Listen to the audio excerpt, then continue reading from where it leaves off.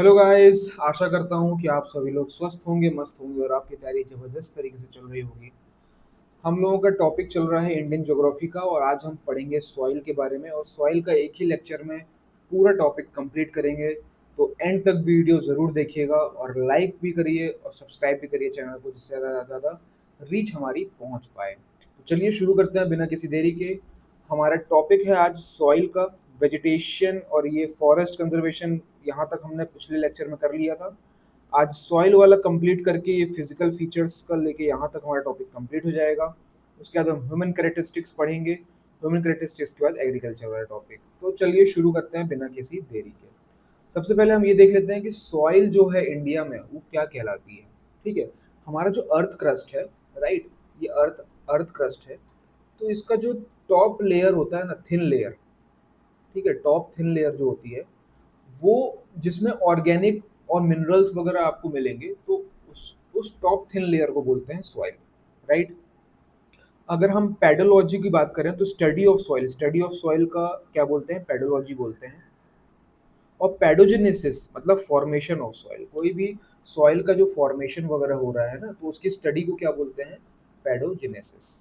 ठीक है, अब हम देखते हैं, बात करते हैं तो किस तरीके से सॉइल को डिवाइड किया जा सकता है। तो सबसे पहले तो बेस्ड ऑन कलर अगर हम बात करें, बेस्ड ऑन कलर, तो सबसे पहले तो आप येलो कलर की सॉइल देखते हैं, राइट। रेड कलर की सॉइल देखते हैं, ब्लैक कलर की सॉइल देखते हैं, राइट। और कौन सा, ऐश ग्रे कलर की ये देखने को मिलती है, और ब्राउन कलर की। ठीक है ना। तो ये अलग अलग टाइप की आपको सॉइल्स कलर फॉर्म में अगर देखने को जाएं तो देखने को मिलेगी। ठीक है, और किस तरीके से इसको डिवाइड कर सकते हैं हम, तो based on the texture, based on texture ये डिवाइड की जा सकती है। तो पहला जैसे हो गया आपका सैंडी सॉइल। ठीक है, सैंड तरीके की, मतलब बालू बालू जैसे बिगर बिगर, इसमें आपको बिगर साइज ग्रेन दिखेंगे, कितने बिगर साइज ग्रेन देखने को मिलेगा। ठीक है ना। दूसरा आपका आता है, बोलेंगे तो क्लेई सॉइल, है ना, मिट्टी मिट्टी जैसा देखने को मिलेगा इसमें आपको ज़्यादा। ठीक है ना, तो फाइन पार्टिकल्स मिलेंगे इसमें। कैसे पार्टिकल मिलेंगे, फाइन पार्टिकल्स। ठीक है, तो सैंडी सॉइल हो गया जिसमें थोड़ा बिगर पार्टिकल रहेंगे, क्लेई सॉइल हो गया जिसमें फाइन पार्टिकल रहेंगे। लोमी सॉइल एक और अलग टाइप का आपको देखने को मिलेगा, जिसमें क्या रहता है कि 50% जो है वो सैंडी टाइप होता है और 50% जो है वो क्लेई टाइप होता है। ठीक है ना, थोड़ा थोड़ा सैंड टाइप का भी रहेगा और थोड़ा थोड़ा क्ले टाइप का भी रहेगा, चिपचिप। फिर एक आपका आता है सिल्की सॉइल। ठीक है ना, तो सैंडी सॉइल और क्लेई सॉइल के बीच का होता है सिल्टी सॉइल, सिल्टी सॉइल। ठीक है, तो ये in between sandy and clayey के बिटवीन का रहता है, इन दोनों को मिला के। ठीक है, तो इस तरीके के सॉइल्स आपको देखने को मिलेंगे। एक चीज और आपको पढ़ने में आएगी, क्या होता है ह्यूमस। ह्यूमस आपको पढ़ने में आएगा, तो ह्यूमस क्या होता है, सॉइल में ह्यूमस का क्या होता है मतलब, ह्यूमस वो डार्क मैटर होता है ना, डार्क ऑर्गेनिक मैटर जो सॉइल में प्रेजेंट है, डार्क ऑर्गेनिक मैटर। अब ये ऑर्गेनिक मैटर के सोर्सेस क्या क्या हैं, पहला तो आपको ड्राइड जो प्लांट की लीव्स वगैरह है ना, प्लांट जो गिर जाते हैं, ठीक है, वो खाद और मैन्योर के फॉर्म में धीरे धीरे माइक्रो ऑर्गेनिजम्स की वजह से सड़ जाते हैं। ट्विग्स वगैरह देखोगे आप, है ना। ड्राई स्टेम की बात करें तो वो भी ड्राई स्टेम्स, ठीक है ना। एक्सक्रीटा ऑफ एनिमल्स की बात करें, एक्सक्रीटा ऑफ एनिमल्स, तो ये सब जो है ये डार्क ऑर्गेनिक मैटर बनाते हैं, इसको ह्यूमस बोलते हैं। ठीक है, और इसका फंक्शन क्या होता है ह्यूमस का, function of humus, function of humus क्या है, पहला तो है कि न्यूट्रिएंट्स प्रोवाइड करता है। ठीक है, न्यूट्रिएंट्स प्रोवाइड करता है, राइट। और वाटर को होल्ड करता है, वाटर होल्ड करता है। ठीक है ना, और ये एक नेचुरल फर्टिलाइजर का भी काम करता है। तो ये हमारा ओवरव्यू हो गया कि सॉइल में किस किस तरीके से डिवाइड कर सकते हैं और क्या क्या देखने को मिलता है, राइट। तो चलिए अब हम आगे बढ़ते हैं। टाइप्स ऑफ सॉइल हमने देख लिया है, जैसा कि, है ना, पहला है सैंडी सॉइल। तो पार्टिकल साइज हम जानते हैं लार्ज होगा, सैंड पार्टिकल्स है ना, लाइट होगा, ड्राई होगा, वेल एरिएटेड मतलब इसमें एयर अच्छे से पास हो पाएगी और न्यूट्रिएंट्स की कमी रहती है, ठीक है। ये वाटर रिटेंशन इसका लो रहता है, जैसा हम देख पा रहे हैं पार्टिकल साइज ज्यादा है तो वाटर को कम रिटेन कर पाएगा। जैसे जैसे छोटे पार्टिकल होते जाएंगे, स्टिकी होता जाएगा नेचर में, तो हैवी वाटर रिटेंशन होता जाएगा। एरिएशन हाई होता है, मतलब ज्यादा से ज्यादा एयर इसमें इंसर्ट हो पाएगी, राइट। सुटेबल क्रॉप्स कौन कौन से हैं, एक तो कॉटन है, रूट क्रॉप्स है ना। आप ये ध्यान में रखिए कि जैसे जैसे सैंड पार्टिकल बड़ा है ना, पार्टिकल साइज ज्यादा है, वाटर कम, तो ऐसे क्रॉप्स लगेंगे जिसमें पानी की कम जरूरत होती है, राइट। तो इस तरीके से रिलेट करके हमको आगे एग्रीकल्चर में भी क्रॉप्स को पढ़ने हैं, ठीक है। तो क्लेई टाइप का सॉइल जो होगा वो वेरी फाइन पार्टिकल होगा, हेवी स्टिकी टाइप के पार्टिकल्स हैं, होल्ड वाटर, वाटर को अच्छे से होल्ड कर पाते हैं और इसमें ज्यादा जल्दी एयर नहीं पहुंच पाती है, ठीक है। तो वाटर रिटेंशन हाई होता है, एरिएशंस लो होते हैं। सुटेबल क्रॉप्स कौन कौन से हैं, व्हीट, ग्राम, पैडी, ये सब क्रॉप्स इसमें उगाए जाते हैं, ठीक है। अब कौन सी कॉइल कहाँ कहाँ सॉइल कहाँ कहाँ पाई जाती है वो भी हम आगे से अच्छे से पढ़ेंगे। फिर हमारा थर्ड टाइप एक आता है लोमी सॉइल, ठीक है ना। ये बैलेंस्ड मिक्स होता है सैंड का, सिल्ट का और क्ले का, ठीक है ना। ये तीनों का एक मिक्स्ड होता है लोमी सॉइल। ये फर्टाइल भी होती है, इसमें ह्यूमस होता है और प्लांट ग्रोथ के लिए एक आइडियल है। वाटर रिटेंशन मॉडरेट है, एरिएशन भी मॉडरेट टू गुड है, तो मतलब ये मीडियम मध्यस्थ मध्यम प्रतिपदा मतलब बीच का रास्ता ये अपना के चलती है, ठीक है। इसमें व्हीट, ग्राम, पल्सेस, कॉटन, ये सब आपको सुटेबल क्रॉप्स देखने को मिलेंगे। अब सॉइल सुटेबिलिटी देख लेते हैं, किस किस टाइप के सॉइल्स में किस किस टाइप के आपको क्रॉप्स देखने को मिलेंगे। व्हीट ग्राम में क्लेई और लोमी, मतलब रिटेन मॉइस्चर, पानी की जरूरत है। पैडी में भी क्लेई, रिच ऑर्गेनिक मैटर होना चाहिए, हाई वाटर रिटेंशन चाहिए इसमें, ठीक है ना। लेंटिल्स में लोमी चल जाएगा, मतलब बैलेंस चाहिए, बैलेंस्ड है ना। लेकिन जहां कॉटन की बात आती है तो सैंडी और लोम में भी काम चल जाएगा। मतलब लोमी में तो ऐसा है कि भाई बीच का रास्ता, आप ज्यादा पानी वाले में भी चल जाएगा, कम पानी वाले में भी चल जाएगा। लेकिन ज्यादा पानी अगर चाहिए तो क्लेई, कम पानी में चाहिए तो सैंडी। तो इस तरीके से आप चीजों को अपने माइंड में मेकअप करते चलिए। अब हम देख लेते हैं सॉइल प्रोफाइल की बात करते हैं कि सॉइल किस तरीके से फॉर्म होती है और किस किस तरीके से अर्थ क्रस्ट से नीचे से लेके ऊपर तक टॉप लेयर तक किस तरीके से सॉइल डिवाइडेड है, ठीक है। तो हम सबसे पहले बेसिकली तीन होराइजन की बात करेंगे, ए बी सी। तो हम टॉप से शुरू करेंगे और नीचे की ओर जाएंगे। टॉप सॉइल, ए होराइजन के अंदर टॉप सॉइल आती है, उसको हमने तीन पार्ट में डिवाइड किया हुआ है, राइट। तो ये जो तीन पार्ट हैं, ये जो मैंने मार्क किया है, ये ए के अंदर आते हैं। तो इसमें ऑर्गेनिक होराइजन जो है आप देख रहे हो यहाँ पे, ओ सबसे टॉप लेयर में आता है। इस लेयर में सबसे ज्यादा आपको ऑर्गेनिक मैटर्स देखने को मिलेंगे, है ना। और सबसे ज्यादा फर्टाइल ये लेयर आपको देखने को मिलेगी, ठीक है। सरफेस पार्शियली डिकम्पोज होता है, ऑर्गेनिक मेटल्स मैटर्स देखने को मिलेंगे ना, लीव्स, ट्विग्स, मॉसेस, लाइचेंस जो है वो फुल्ली डिकम्पोज जो हो जाते हैं ना, ह्यूमस, वो आपको यहाँ पे देखने को मिलेगा। फिर आता है हमारा टॉप होराइजन ए, जिसमें ह्यूमस है, लिविंग क्रिएचर्स यहाँ पे माइक्रो ऑर्गेनिजम्स देखने को मिलेंगे, राइट। जो अलग अलग फॉर्म से धीरे धीरे ह्यूमस प्रोड्यूस करेंगे और ये जो टॉप सॉइल है ये ऑर्गेनिक मैटर में आगे चल के कन्वर्ट होगी। तो इनऑर्गेनिक मिनरल्स भी आपको टॉप होराइजन में देखने को मिलेंगे। ये रिच इन लाइफ होता है और हाई ऑर्गेनिक कंटेंट यहाँ पे आपको देखने को मिलेगा, ठीक है। फिर आता है हमारा नेक्स्ट लेयर जो है वो देखने को मिल रही है आपको, ई लेयर, ठीक है, इल्यूविएटेड होराइजन। एक ऐसा जोन है लीचिंग का, मतलब यहाँ पे इस तरीके से लीचिंग होती है, ठीक है। और मटेरियल्स जो है, मिनरल्स जो है वो लीच होके नीचे आपके फ्लो होते चले जाते हैं, ठीक है ना। तो मिनरल कंटेंट भी इसमें हाई होता है, एलिवेशन डिप्लीशन होने के वजह से मिनरल जो है लीचिंग होने के कारण नीचे चला जाता है, ठीक है ना। तो टॉप सॉइल में हम देख लिए हैं dark rich in humus, minerals देखने को मिलेंगे। सॉफ्ट फोरस, तो जितना ज्यादा ऊपर की बात करेंगे तो सॉफ्ट सॉइल रहती रहेगी, नीचे नीचे आते आते हार्ड होता चला जाएगा, ठीक है। होराइजन बी की अगर हम बात करते हैं तो सब सॉइल यहाँ पे फॉर्म होती है। ये लेस ह्यूमस है, इसमें ज्यादा मिनरल्स देखने को मिलेंगे आपको, हार्डर और कॉम्पैक्ट स्ट्रक्चर देखने को मिलेगा, ठीक है। तो सब सॉइल में आप देख रहे हो कि जो लीच्ड मटेरियल यहाँ से नीचे आ रहा था यहाँ पे वो एक्यूमुलेट कर जाएगा, ठीक है, यहाँ एक्यूमुलेट कर जाएगा।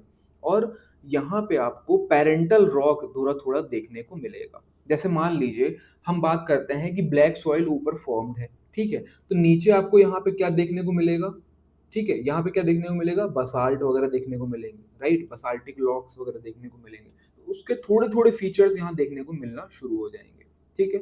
और वहीं आयरन अगर वहाँ पे बात की जाए ग्रेनाइट वगैरह ये सब, तो रेड सॉइल ऊपर दिखेगी। तो इस तरीके से धीरे-धीरे यहाँ पे आपको कंपाउंड्स वगैरह वो देखने मिलने शुरू हो जाएँगे, ठीक है? तो सब सॉइल वो हो गया लेयर।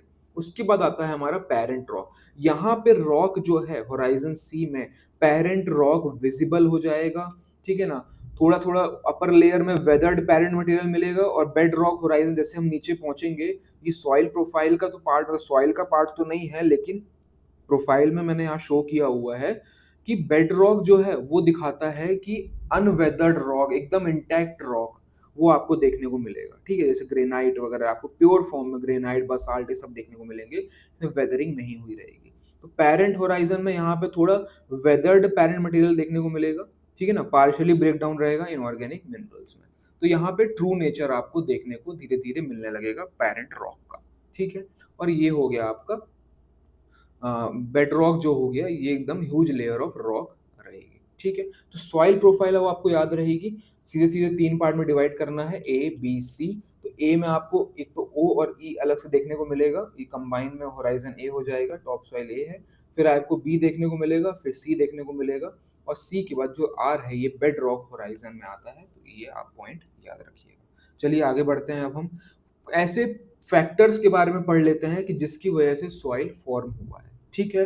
जिसमें से 2 एक्टिव फैक्टर हैं जो आपको फिजिकली फैक्टर्स दिख रहे हैं और कुछ पैसिव फैक्टर्स के बारे में भी हम बात करेंगे जो विद द टाइम फॉलो करते हैं।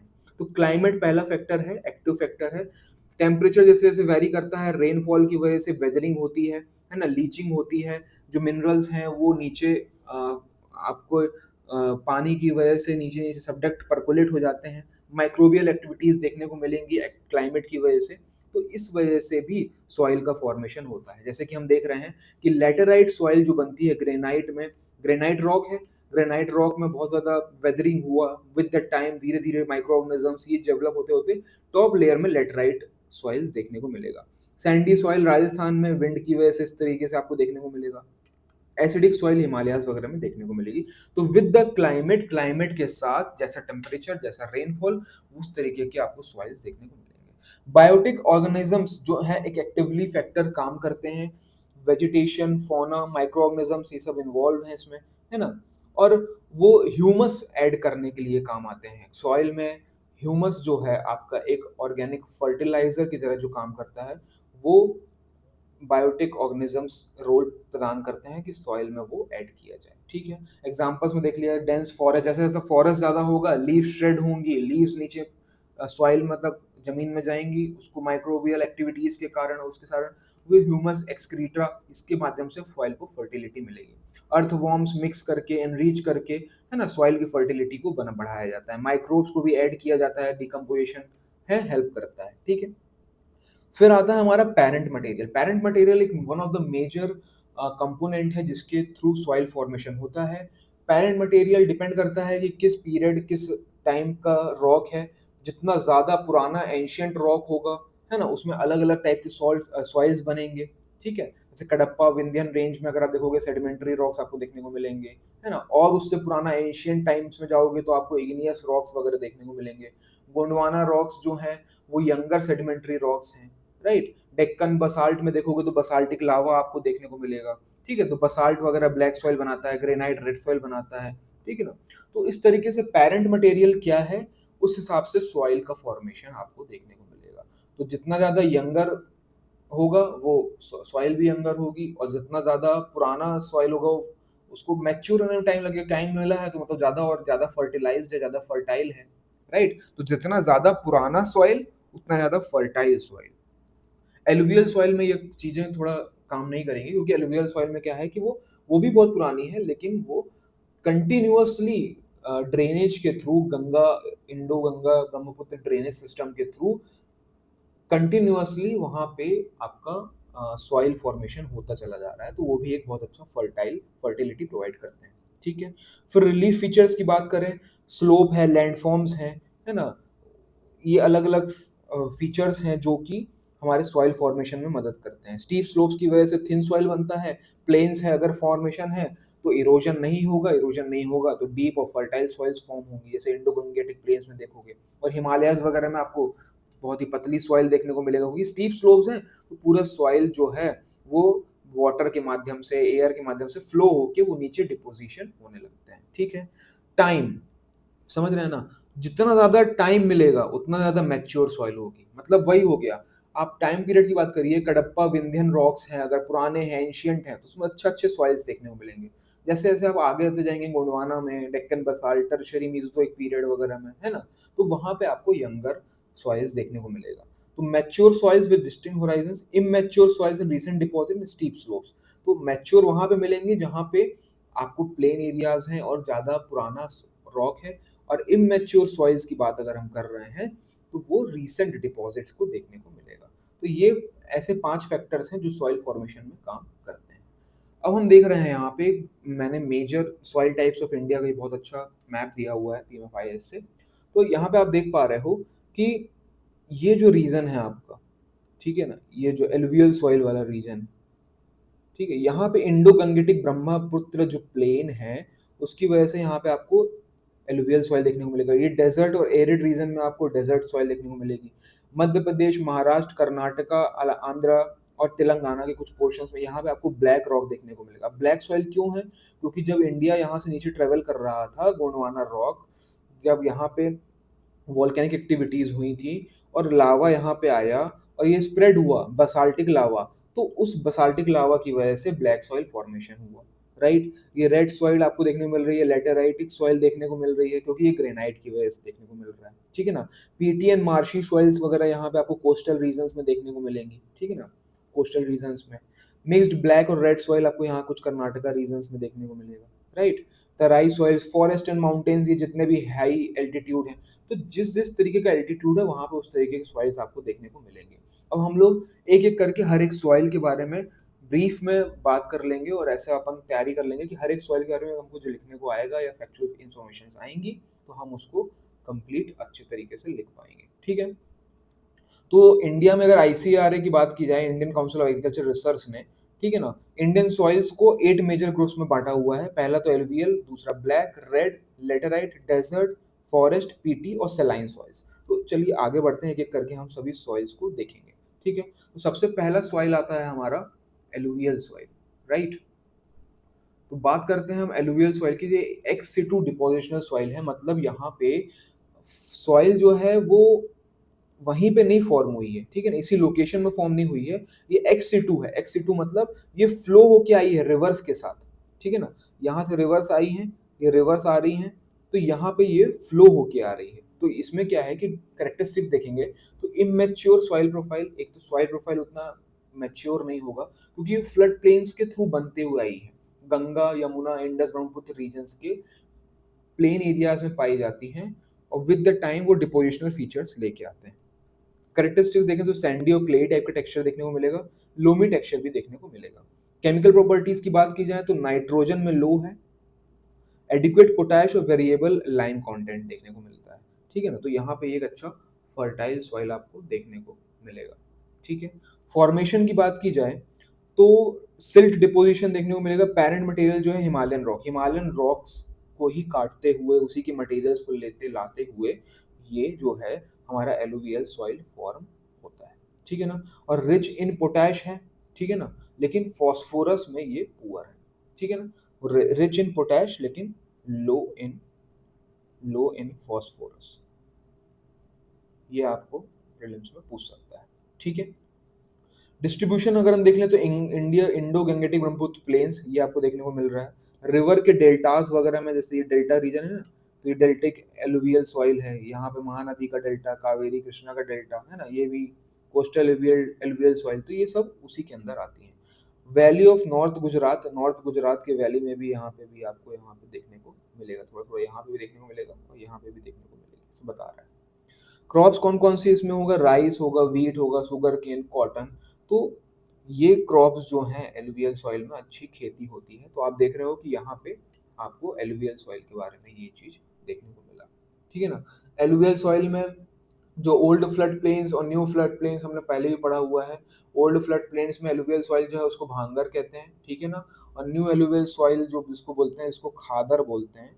ठीक है ना, ये आपको लो एरियाज में देखने को मिलेगा। ठीक है। चलिए नेक्स्ट हम देखते हैं ब्लैक सॉइल। तो ब्लैक सॉइल को हम रेगुर सॉइल भी बोलते हैं, रेगुर सॉइल, है ना, या फिर ब्लैक कॉटन सॉइल।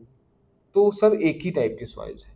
देखने को मिल रहा है आपको कि ये क्लेई कंटेंट है। जब मॉइस्ट रहता है ना तो क्लेई कंटेंट देखने को मिलेगा, ये मॉइस्ट है तो क्लेई कंटेंट। लेकिन जैसे ये ड्राई होता है तो इस तरीके से क्रैक्स देखने को मिलेंगे आपको। ठीक है, तो ये ब्लैक सॉइल देखने को मिलेगा। ब्लैक सॉइल का रीजन हमने देख लिया है, ये कहाँ कहाँ है, महाराष्ट्र, मध्य प्रदेश, कर्नाटका, तेलंगाना, आंध्र प्रदेश, गुजरात, तमिलनाडु। तो ये सब रीजन्स में आपको ब्लैक सॉइल देखने को मिलेगा। ठीक है, मेजर क्रॉप्स कौन कौन से इसमें आते हैं, कॉटन है, वीट है, राइस, शुगर केन। तो ये क्रॉप्स मेजर देखने को मिलेंगे। अगर हम बात करें कैरेक्टरिस्टिक्स की, तो क्लेई कंटेंट है, फर्टिलिटी अच्छी है, मॉइस्चर को रिटेन करने का भी पावर अच्छा है इसमें। ठीक है ना। सॉइल का कलर जो है ना, जो ब्लैक कलर ये फॉर्म हो रहा है, ये किस वजह से हो रहा है, क्वेश्चन पूछा जा सकता है आपको। टाइटेनिफेरस मैग्नेटाइट की वजह से ये सॉइल का कलर आता है। ठीक है, क्रिस्टलाइन सिस्ट की वजह से भी इसका कलर आता है, टाइटेनिफेरस मैग्नेटाइट। अब ये चीज को याद रखिएगा। केमिकल कॉम्पोजिशन की अगर हम बात करें, तो एल्यूमिना, आयरन ऑक्साइड, लाइम और मैग्नीशियम कार्बोनेट्स, ये सबसे मिलके ये रिच इन न्यूट्रिएंट्स है। न्यूट्रिएंट्स भी इसमें अच्छा रिच है। समझ रहे हैं ना आप लोग। तो ये चीजें आपको देखने को मिलेगा। क्या देखने को मिलेगा, एल्यूमिना देखने को मिलेगा। ठीक है, तो 10% के आसपास एल्यूमिना रहेगा। आयरन ऑक्साइड भी आपको 10% के आसपास देखने को मिलेगा। ठीक है, लाइम और मैग्नेटाइट भी जो है ये 6 to 8% आपको देखने को मिलेंगे। और पोटैश पोटैश भी इसमें थोड़ा सा देखने को मिलेगा, <5%। तो इस तरीके से केमिकल कॉम्पोजिशन इसमें देखने को मिलेगा। फॉस्फोरस में लैक करता है ना। ठीक है, ये चीज थोड़ा याद रखिएगा। ठीक है, और टाइट हमने ये देख ही लिया है। तो ये था हमारा ब्लैक सॉइल। ब्लैक सॉइल के रीजन्स भी आप याद रखिएगा। ठीक है, तो इसके बाद अब हमारा आता है red soil. Characteristics and distribution उसकी देख लेते हैं। रेड सॉइल आप मेजरली यहाँ पे डिस्ट्रीब्यूशन देख रहे होगे, तमिलनाडु, कर्नाटका, महाराष्ट्र, यहाँ देखने को मिल रहा है आपको रेड सॉइल। थोड़ा उड़ीसा साइड, यहाँ साइड भी आपको देखने को मिल रहा है। ठीक है, ओके, उड़ीसा, छोटा नागपुर प्लेटू, ये सब भी लिख लीजिएगा आप, इसमें लिखा नहीं है। उड़ीसा, छोटा नागपुर प्लेटू, है ना, ये सब रीजन्स में भी आपको देखने को मिलेगा। तेलंगाना हो गया, महाराष्ट्र हो गया, आंध्र प्रदेश, छत्तीसगढ़, है ना, छत्तीसगढ़, उड़ीसा, ये सब देखने को आपको मिलेगा। ठीक है, बात करते हैं केमिकल कॉम्पोजिशन की। तो एक तो एसिडिटी है, एसिड मतलब एसिडिक इन नेचर है, न्यूट्रिएंट थोड़ा इसमें डिफिशियंसी रहता है इसमें। ठीक है ना। और ये क्रिस्टलाइन इग्नियस रॉक्स हैं। ठीक है, क्रिस्टलाइन रॉक्स हैं और मेटामॉर्फिक रॉक, मतलब इग्नियस रॉक थे, बार बार मेटामॉर्फिज्म हुआ इसमें, है ना, नेसेस, क्वार्ट्जाइट्स, ये सब देखने को मिलेगा आपको। तो बार बार पेरेंट मटेरियल जो है वो मेटामॉर्फिज्म की वजह से रेड सॉइल्स यहाँ पे आपको देखने को मिलेगा। ठीक है, की कैरेक्टरिस्टिक्स की बात करें तो टेक्सचर भी देखने को मिलेगा और फर्टाइल सॉइल भी ये रहती है। लोमी टाइप की सॉइल दिखती है, सैंडी टू क्लेई वेरी करता है ये, सैंडी टू क्लेई नेचर। ठीक है ना। दो तरीके का अपलैंड, जैसे मान लो जो हाई एरियाज में देखने को मिलेगा, जो अपलैंड में आपको सॉइल देखने को मिलेगी ना, वो थोड़ा पुअर रहती है न्यूट्रिएंट्स में, है ना, जनरली पोरस देखने को मिलेगी, पोरस इन नेचर। ठीक है, और जो लो एरियाज में देखने को मिलेगा, जहाँ डिपोजिशनल आपको देखने को मिलेगा, तो rich in nutrients, clayey type की सॉइल देखने को मिलेगी, है ना, डीप डार्क कलर की फर्टाइल सॉइल देखने को मिलेगी। क्या देखने की, फर्टाइल। तो डिपेंड करता है अपलैंड में देखने को मिल रहा है कि लो एरियाज में देखने को मिल रहा है। तो उस तरीके से कलर इसका कहाँ से आता है, आयरन ऑक्साइड से आता है। और ऑक्सीडाइजिंग कंडीशंस में जब ये आयरन ऑक्साइड यहाँ पे रहेगा तो आपको रेड कलर देखने को मिलेगा। क्रॉप्स कौन कौन से ग्रो होते हैं इसमें, कॉटन, व्हीट, राइस, ये तो आपके क्रॉप्स होते ही होते हैं। ठीक है, ये हम लोग ने देख लिया। अब बात करते हैं हम अगले लेटेराइट सॉइल की। ठीक है, तो लेटेराइट सॉइल जो है ये मेजरली आप देखोगे ब्रिक वर्क्स वगैरह में देखने को ज़्यादा मिलता है। ठीक है ना। इकोनॉमिक वैल्यूज का यही है कि बिल्डिंग मटेरियल्स ड्यूरेबल है, और बिल्डिंग मटेरियल्स जैसे ब्रिक्स वगैरह, है ना, उसके फॉर्मेशंस में यूज होता है। केमिकल कॉम्पोजिशन देखें तो rich in bauxite, poor in lime. Bauxite में रिच है। ठीक है ना, बॉक्साइट कंटेंट आपको ज़्यादा देखने को मिलेगा। बॉक्साइट के साथ साथ इसमें रहेगा फेरिक ऑक्साइड। ठीक है ना, फेरिक ऑक्साइड भी आपको देखने को मिलेगा। यही रीजन है उसके रेड कलर, थोड़ा थोड़ा जो रेड कलर दिख रहा है ना आपको, ये रेड कलर जो दिख रहा है वो इसी कारण आता है। ग्रिटी टेक्सचर आपको देखने को मिलेगा। फॉर्मेशन क्या है? इंटेंस वेदरिंग और लीचिंग। लीचिंग अच्छी खासी होती है ना? इंटेंसिवली लीचिंग के कारण लाइम और सिलिका जो है ना कंप्लीटली लीज्ड अवे। लाइम और सिलिका जो होता है, लाइम एंड सिलिका, वो कंप्लीटली लीज्ड हो जाता है, नीचे चला जाता है, ठीक है ना? तो इस सॉइल्स में लाइम और सिलिका आपको नहीं देखने को मिलेगा, है ना? ये लीज्ड हो जाते हैं। और इसमें क्या देखने को मिलेगा आपको? आयरन ऑक्साइड देखने को मिलेगा, ठीक है ना? आयरन ऑक्साइड देखने को मिलेगा और बॉक्साइट देखने को मिलेगा। ये चीज़ आप याद रखिएगा, ठीक है ना? और फर्टिलिटी इसमें उतनी ज़्यादा नहीं रहती है, लैक्स फर्टिलिटी, राइट? फर्टिलिटी इसमें नहीं रहती है। अगर हम डिस्ट्रीब्यूशन की बात करें, ठीक है, लेटराइट सोइल आप देख रहे हो यहाँ पे, वेस्टर्न घाट्स में कुछ कुछ देखने को मिलेगा, ये आपके वेस्टर्न घाट्स में कुछ कुछ देखने को मिलेगा, ये वेस्टर्न घाट्स में। ईस्टर्न घाट्स में भी आपको देखने को मिलेगा, इधर इधर इधर इधर, ये इधर देखने को मिलेंगे, ये इधर हो गया। और साउथ साउथ महाराष्ट्र में भी थोड़ा थोड़ा देखने को मिलेगा, ठीक है ना? तो राजमहल, विंध्याचल, सतपुड़ा, मालवा रीजन्स में भी थोड़े थोड़े आपको देखने को मिलेंगे यहाँ पे, ठीक है। एक तो ये ड्रॉट रेजिस्टेंस भी रहता है। प्लांटेशन की अगर हम बात कर लें तो कौन कौन से प्लांटेशन देखने को मिलेंगे आपको? टी देखने को, कॉफी, रबर, तो इस टाइप के क्रॉप्स आपको इसमें देखने को मिलेंगे। और ये जो मेजरली ये सॉइल जो है ना, ये कंस्ट्रक्शंस वगैरह में काम आती है, कंस्ट्रक्शंस वगैरह में, ठीक है ना? कंस्ट्रक्शन सॉइल भी कहते हैं इसको। तो लेटराइट सॉइल को याद रखिएगा ब्रिक्स वगैरह बनाने में, है ना? क्योंकि एक बार ये बन गई तो फिर बार बार ये जैसे ईंटें वगैरह देखते हैं ना, अब ईंटें जो बनते हैं फिर वो कठोर हो जाते हैं एकदम, है ना? एक बार पका दिए उसको अच्छे से, तो ये अच्छा है, बिल्डिंग मटेरियल के लिए आपको काम आती है, ठीक है। चलिए नेक्स्ट सॉइल हम देख लेते हैं अब, माउंटेन सॉइल, ठीक है ना? माउंटेन सॉइल हम देख रहे हैं कि माउंटेन सॉइल आपको यहाँ पे कश्मीर, जहाँ पे भी हाई एल्टीट्यूड वाले रीजन है ना, वहाँ पे आपको ये माउंटेन सॉइल्स देखने को मिलेंगे, राइट? और ऐसे एरिया में जहाँ पे रेनफॉल सफिशिएंट, रेनफॉल बहुत होता है, वहाँ पे आपको देखने को मिलेगा। टेक्सचर और जो स्ट्रक्चर है ना, वो माउंटेन एरिया डिपेंड करता है, राइट? क्रॉप्स कौन कौन से हैं यहाँ पे? देखो, T, coffee, spices, temperature, fruits वगैरह देखने को मिलेंगे। तो देखा जाए तो 8.6% ऑफ दिस इंडियाज लैंड जो है ना, वो हिली स्लोप्स वगैरह में है, तो ये पूरा वहाँ पे सॉइल को कवर करता है। केमिकल प्रॉपर्टीज देखें तो रिच इन ह्यूमस है, पोटैश में डिफिशियंट है, डिफिशियंसी इन पोटैश, फॉस्फोरस और लाइम, से इसमें थोड़ा डिफिशियंसी देखने को मिलता है। तो उतना ज़्यादा वैली में तो आपको फिर वही है कि जहाँ जहाँ वैली रीजन मिलेगा ना, तो वैली में आपको फर्टाइल मिल जाएगी सॉइल। और अपलैंड्स में जो है ना, अपलैंड्स में इनफर्टाइल मिलेगी, ठीक है? तो ये सब जगह लागू होता है, क्योंकि क्या है कि अपलैंड्स में क्या है कि स्लोप की वजह से पूरा सॉइल फ्लो होके नीचे डिपोजिशनल फीचर्स में यहाँ पे आपको फर्टिलिटी ज़्यादा देखने को मिलेगी, ठीक है ना? डिस्ट्रीब्यूशन देखा तो फाउंड इन हिमालयाज, वेस्टर्न और ईस्टर्न घाट्स वगैरह में देखने को मिलेगा। फिर आता है हमारा एरिड सॉइल, ठीक है ना? एरिड सॉइल जो है उसको डेजर्ट सॉइल भी बोलते हैं, है ना? डेजर्ट सॉइल आप यहाँ पे देख पा रहे हो, डेजर्ट सॉइल भी बोलते हैं। तो 90 से 95% जो है आपका, 90 टू 95% जो है वो सैंड है, ठीक है ना? और 5 से 10% जो आएगा आपका क्ले आएगा, है ना? सलाइन इन नेचर थोड़ा थोड़ा थोड़ा देखने को मिलेगा आपको। डिस्ट्रीब्यू डिस्ट्रीब्यूशन अगर हम देखें तो Rajasthan, Punjab, Haryana, coastal sandy regions, यहाँ पे आपको ये जो रीजन है ये देखने को मिलेगा यहाँ पे आपको, ठीक है ना? तो लोकेशंस हमने देख ली, रन ऑफ कच्छ, ये सब जगह भी देखने को मिले। यूजुअली ह्यूमस वगैरह में लैक करता है। इसकी केमिकल प्रॉपर्टीज अगर हम देखें तो ऑर्गेनिक मैटर थोड़े कम है, एल्कलिनिटी जो है यहाँ पे आपको थोड़ा ज़्यादा देखने को मिलेगी, कैल्शियम, फॉस्फेट, नाइट्रोजन, ये सब देखने को मिलेगा। लैक इन नाइट्रोजन थोड़ा लैक करता है, ठीक है ना? एल्कलिनिटी थोड़ा देखने को मिलेगी आपको, ठीक है ना? तो ये हो गया। फर्टिलिटी थोड़ा कम रहता है, सॉल्ट टॉलरेंट क्रॉप्स वहाँ पे लगते हैं, ठीक है ना? जो भी ऐसे क्रॉप्स जो कि सॉल्ट को झेल लेते हैं वैसे क्रॉप्स यहाँ लगते हैं। ड्रॉट रेजिस्टेंस क्रॉप लगते हैं, और इरिगेशन की फैसिलिटी थोड़ी यहाँ पे कम रहती है। तो किस टाइप के क्रॉप्स में कौन कौन से लग जाएंगे? जैसे आपको लगेगा बार्ले हो जाएगा यहाँ पे, ठीक है, बार्ले हो जाएगा, कॉटन हो जाएगा, ठीक है, मेज हो जाएगा, भुट्टा, है ना? तो ये सब जो क्रॉप्स हैं वो यहाँ पे देखने को मिलेंगे। तो एक तो हो गया कि ह्यूमस और मॉइस्चर में लैक करता है, नाइट्रोजन में लैक करता है, ठीक है, but some amount of phosphate आपको यहाँ पे देखने को मिलेगा। और रेयरली फॉर्म्स नाइट्रेट्स वाटर के साथ तो बहुत ही कम यहाँ पे देखने को मिलता है। ये याद रखिएगा आप चीज़ों को, ठीक है? फिर आता है हमारा सेलाइन सॉइल, सलाइन सॉइल या अल्कलाइन सॉइल भी इसको बोलते हैं। इसमें लार्ज अमाउंट ऑफ आपको क्या देखने को मिलेगा, सोडियम, पोटेशियम, मैग्नीशियम, ये आपको लार्ज अमाउंट में देखने को मिलेगा, ठीक है ना।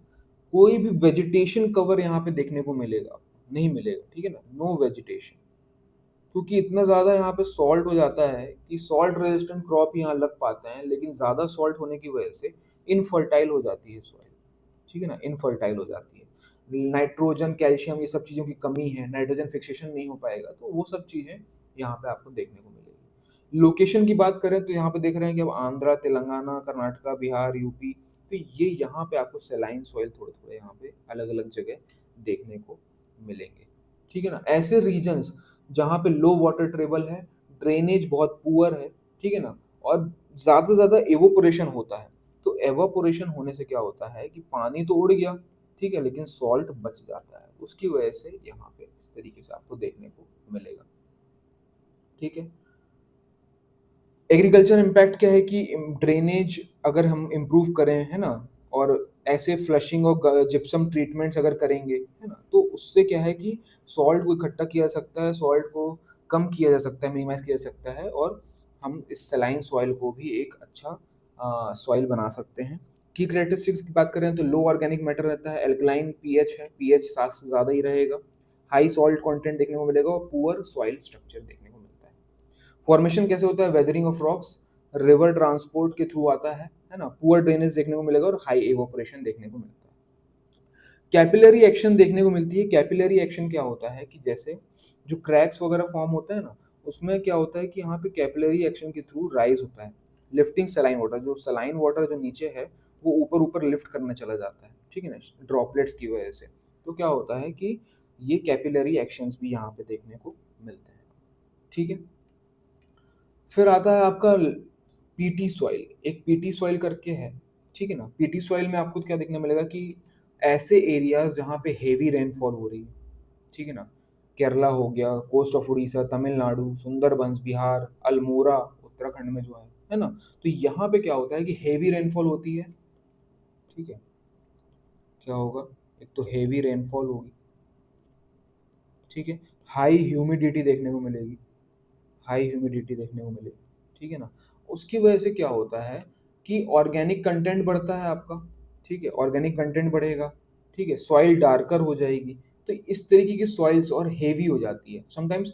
40 से 50% ऑफ सॉइल जो है ना, वो आपकी पोटेशियम और पोटासियम डिफिशियंसी रहती है। केमिकल प्रॉपर्टीज की अगर हम बात करें तो 40 से 50% जो सॉइल है वो पोटैश और फॉस्फेट की डिफिशियंसी में रहता है, मतलब 50% ही इसमें मिलेगा आपको। ऑर्गेनिक मैटर फीचर्स में देखें तो ऑर्गेनिक मैटर ज़्यादा है, सॉल्युबल सॉल्ट्स देखने को मिलेंगे, हाई ह्यूमिड रीजन्स में आपको ये देखने को मिलेगा, है ना, और वाटर लॉक्ड रीजन्स में ये फॉर्म होता है। एग्रीकल्चर में लिए पैडी कल्टीवेशन के लिए बहुत अच्छी सॉइल है ये, ठीक है, तो आपको यहाँ पे ये पैडी कल्टीवेशन देखने को मिलेंगे। पीटी सॉइल्स आप यहाँ पे देख पा रहे हो कि कहाँ आपको कोस्टल रीजन्स वगैरह में यहाँ पे देखने को मिलेगा, ठीक है।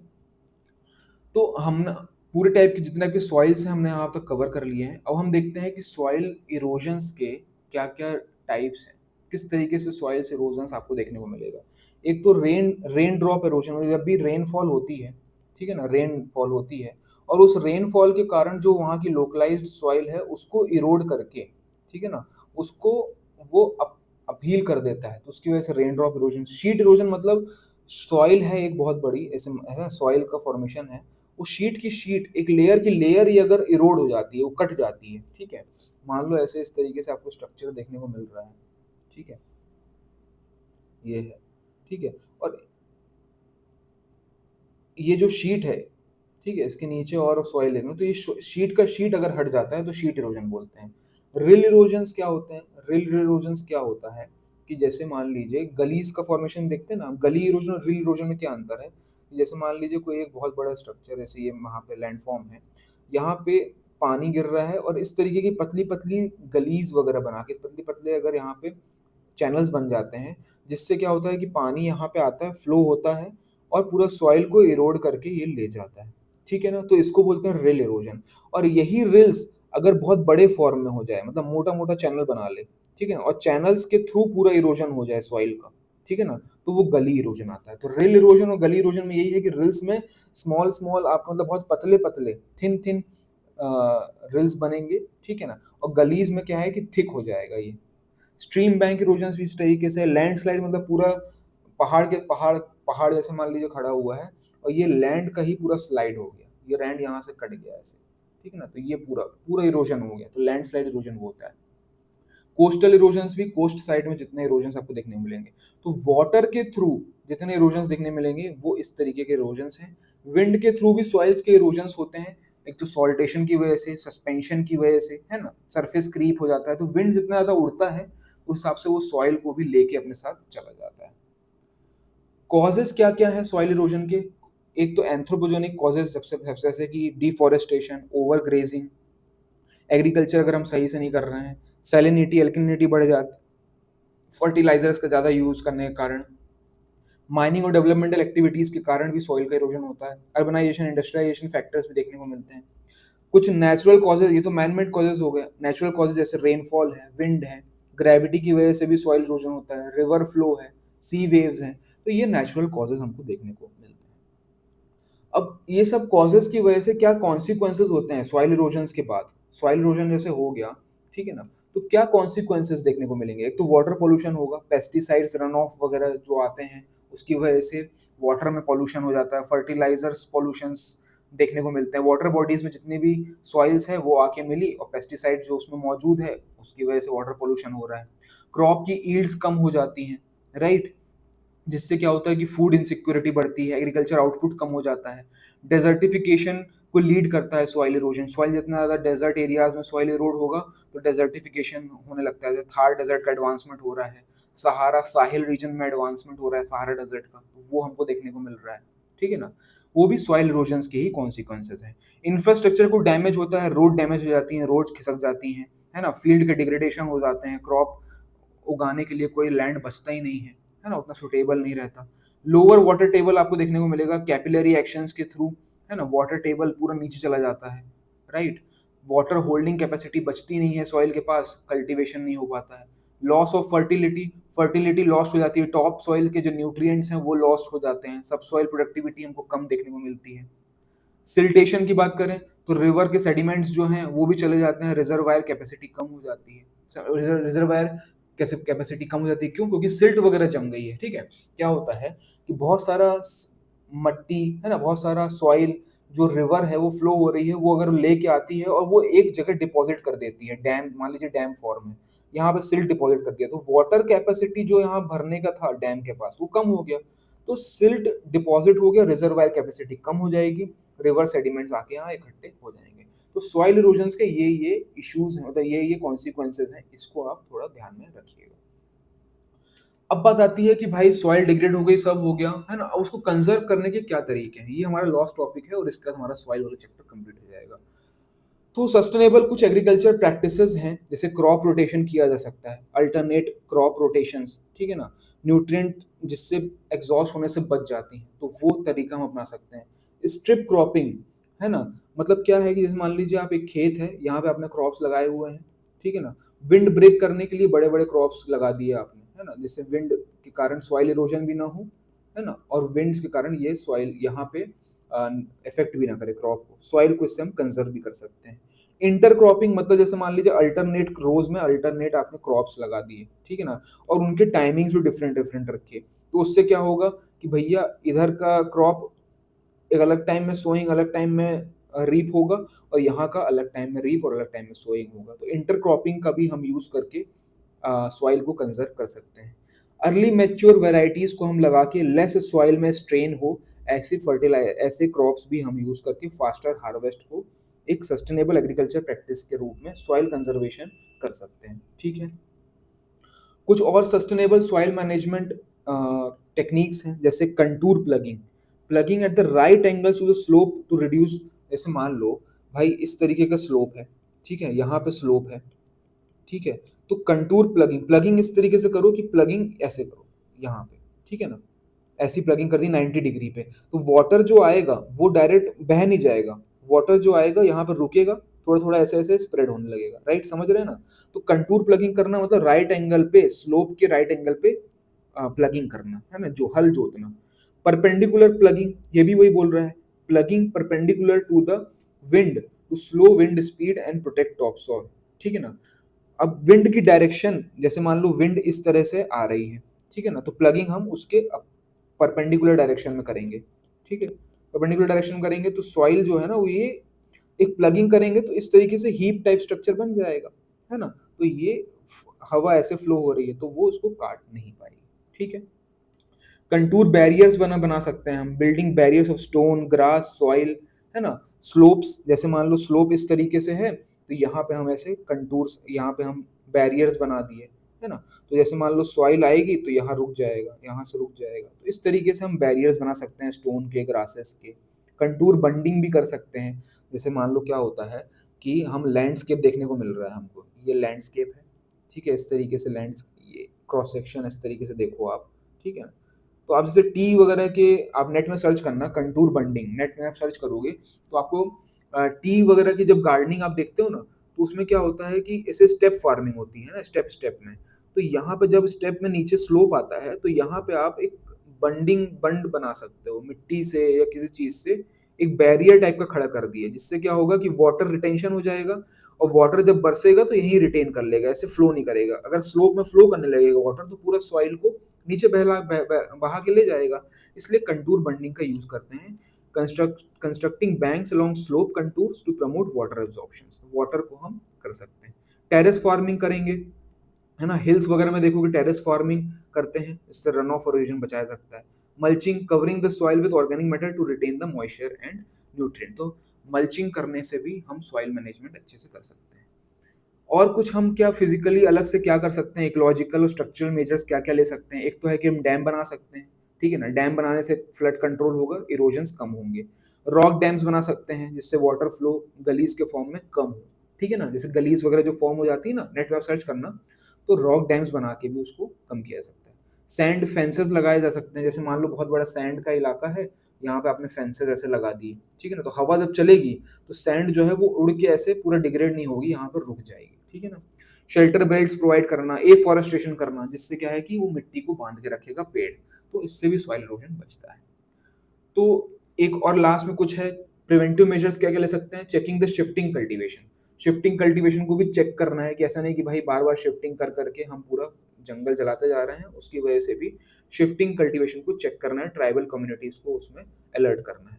और ओवर ग्रेजिंग को भी चेक करना है, ऐसा नहीं कि बार बार ओवर ग्रेजिंग करने की वजह से भी सॉइल डिग्रेड होती है। तो ये हमारे पूरे मेजर्स हो गए।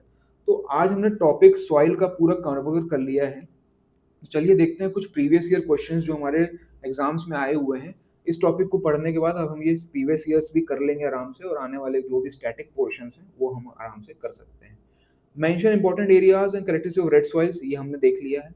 रुगर सॉइल मतलब ब्लैक सॉइल, उसको भी ब्रीफ में बताना है, कैरेक्टरिस्टिक बताना है, 2 नंबर मार्कर है, आराम से आप बता लेंगे। करेवास डिपॉजिट्स भी हमारा एलुवियल, उसमें आपको देखना पड़ेगा वो करेवास, आपको माउंटेन में देखने को मिलेगा जहाँ पे आपका करेवास में ये लगता है, क्या बोलते हैं, सैफरॉन, ठीक है ना, तो सैफरॉन वगैरह आपको देखने को मिलेगा। डिफरेंशिएट बिटवीन शीट इरोजन, रिल इरोजन, गली इरोजन, ये हमने देख लिया है, और कैसे कंटूर बंडिंग के थ्रू इसको प्रिवेंट किया सकता है। तो आप डायग्राम बनाइए, शीट इरोजन के बारे में समझाइए, रिल के बता रहे हैं, गली में बताइए, और थोड़ा डायग्राम के वे में कंटूर बंडिंग को समझाते हुए बहुत अच्छे से अटेम्प्ट किया जा सकता है। सो थैंक यू, आशा करता हूँ कि आप लोगों को अच्छा लगा होगा लेक्चर, और अगर अच्छा लगा है तो लाइक करिए, सब्सक्राइब करिए चैनल को, ज़्यादा से ज़्यादा लोगों को शेयर करिए। Thank you, tata and bye.